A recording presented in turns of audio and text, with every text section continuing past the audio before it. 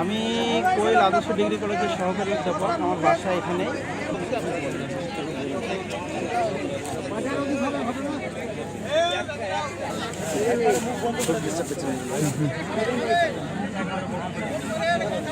থাকেন ভাই? হ্যাঁ, অবশ্যই। মাটিতে তো না পড়ে, অবশ্যই।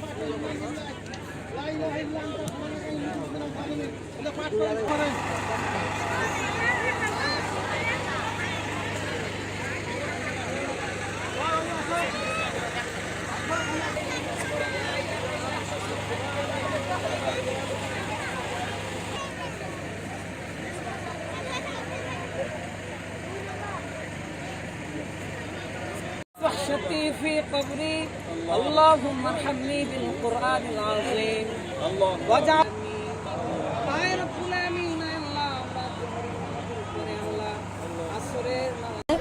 দুই সাল দুই কাকালে তুলিছি, পরে একটা নামাই দিছি, ওকে নামাই দিছি দিয়ে আমি সামনে হেঁটে গেছি। আমার পোলাটা পিছে পিছে যাচ্ছিল, যাতে লাগে পিছলা পড়ে গেছে। আমি পিছে ঘুরে তাকায় দেখছি ছাওয়াল আমার মামা করে ডাকছে। আমি পিছে ঘুরে তাকায় দেখছি ছাওয়াল নাই, গর্তে থেকে মামা করে ডাকছে।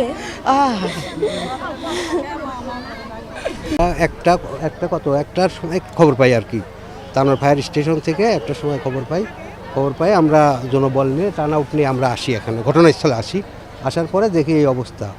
গভীর একটা নলকূপে একটা ছোটো বাচ্চা পড়ে গেছে, আওয়াজ শোনা যাচ্ছে আর কি, কিন্তু এখনও উদ্ধার কার্যক্রমভাবে শুরু করা যায় নাই।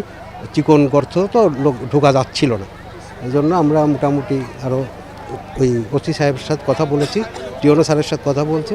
এক্সকাভেটর লাগলে সাইডে হয়তো গর্ত করে তারপরে উদ্ধার করা যাবে। আমরা উদ্ধার কার্য এখনও শুরু করিনি।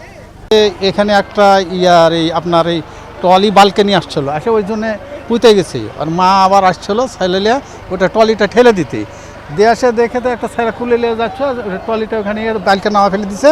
ট্রলিটা নিয়ে আসে ছেলে একটা কুলে, আর একটা লিয়া একটা ছোটো ছেলে আর ছোটো ভাই কুলে আছে, আর মাঝলা ভাইটা এই গর্তের ভিতরে পিছলে পড়ে গেছে। মায়া দেখে তার ছেলে না, এখন ওই গর্তে থেকে মা করে ডাকছি, এটুকু শুনছে আর কি, বেলা 1টার সময়।